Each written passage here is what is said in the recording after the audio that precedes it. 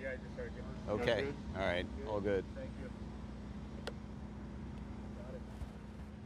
So, which living person do you most admire? I admire anyone who is making a positive contribution to humanity, whether that is in entertainment or in technology, or I think anyone who's sort of doing things that are really useful to the rest of humanity is I admire them greatly.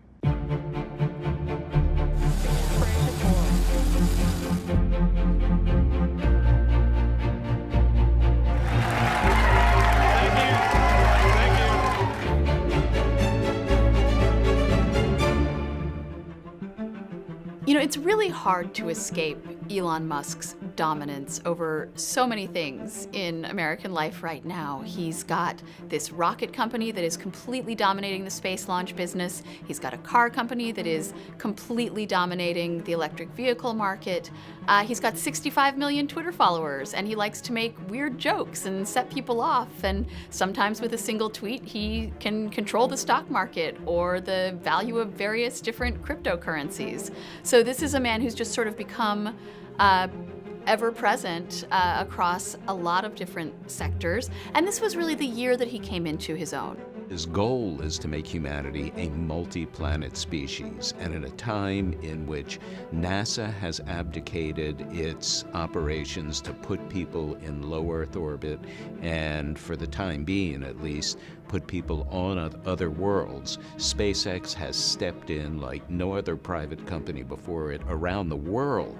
So, Elon Musk's wealth is largely tied up in Tesla stock. He is not only the CEO, he is its largest shareholder. And Tesla is one of the most valuable companies in the country. Its market value is more than $1 trillion. And his wealth is sort of tied up in that company. Tesla has dragged the legacy automakers into the electric vehicle market. Yeah. Do companies like Ford, GM, Rivian, Lucid pose a threat to Tesla's dominance, or do you think you guys have so grasped the market at this point that you are going to own it? Well, if somebody makes better cars than we do, then and they then sell more cars than we do, I think that's totally fine. Our intent with Tesla was always that we would serve as an example to the car industry, and that and hope that they also make electric cars so that we can accelerate the transition to sustainable energy. I'm confident in the future in Tesla, that it will do well, and I hope some of these other companies do well too. Earlier this year, this Tesla crashed into a highway divider in California, killing the driver. Another slammed into a parked fire truck in Utah. Both had the autopilot feature on.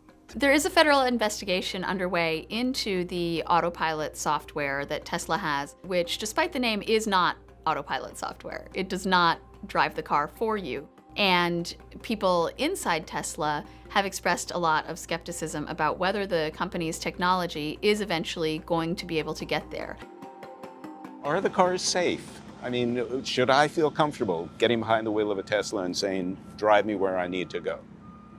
Well, the statistics that I think are at this point unequivocal, that far more accidents off autopilot than on autopilot. So this is not to say that autopilot is perfect. Now, to get to full self-driving where you don't need to pay attention, we still obviously have a lot of work to do.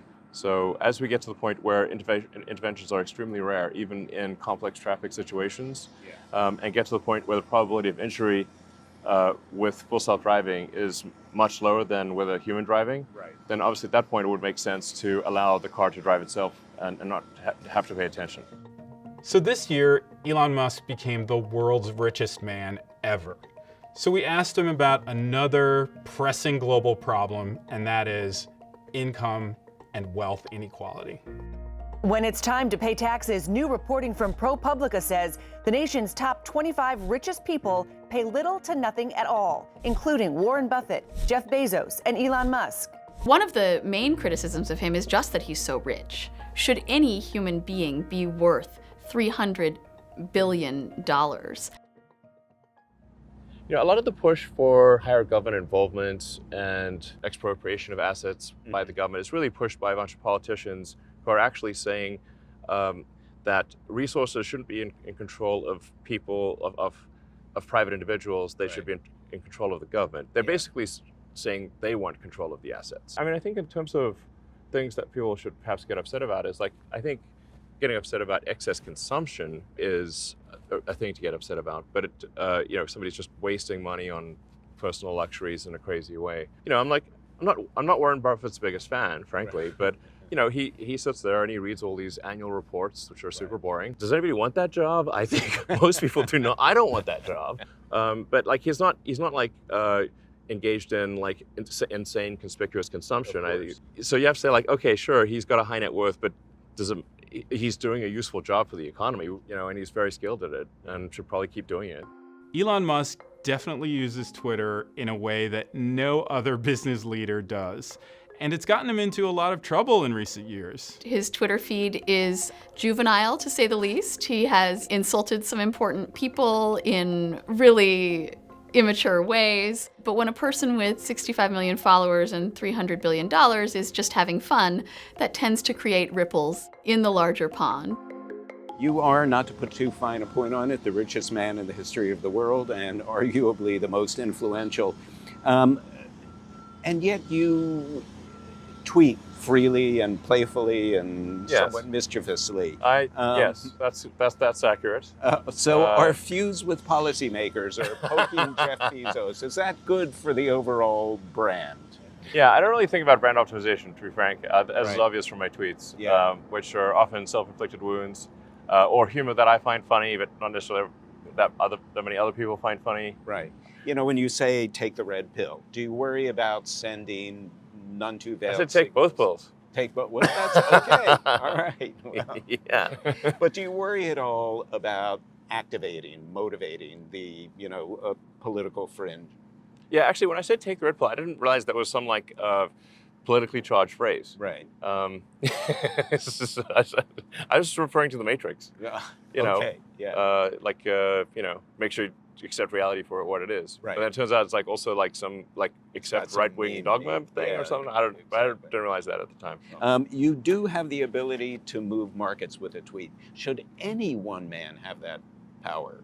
Well, the markets move themselves all the time, and so especially Tesla stock has seen some very big changes in value from one day to the next based on nothing, as far as I can tell. So do statements that I make, are they materially different from random movements of the stock that might happen anyway? I don't think so. It's not like, stock drops in half or something like that, Right.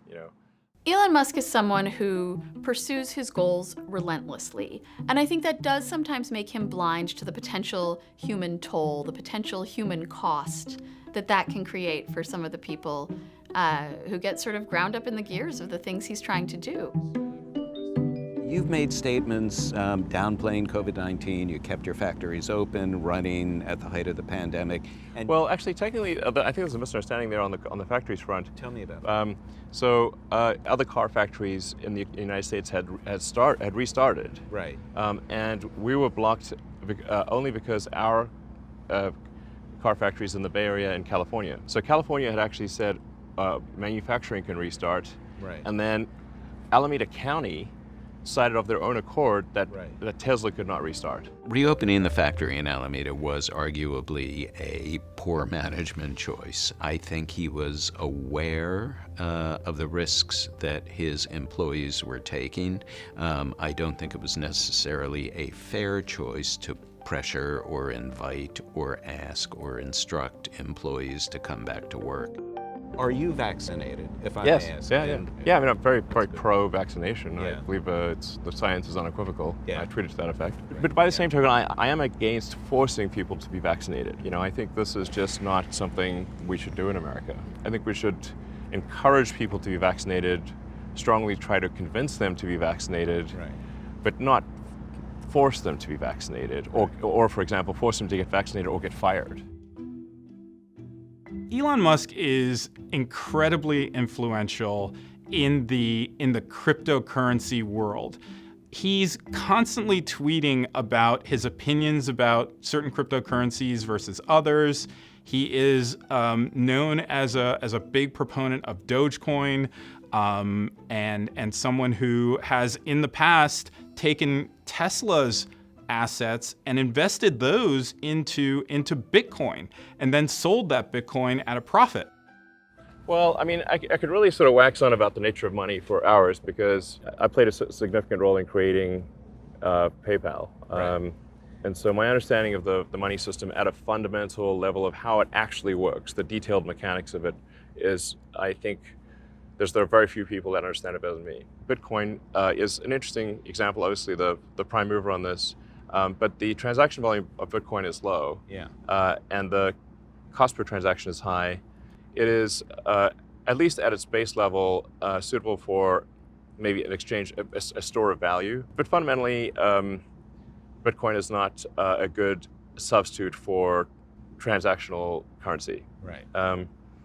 And even though it was created as a silly joke, Dogecoin is better suited for transactions. Why is that? The total transaction flow that you can do with Dogecoin is substantially more than, like, transactions per day is much higher than, has much higher potential than Bitcoin.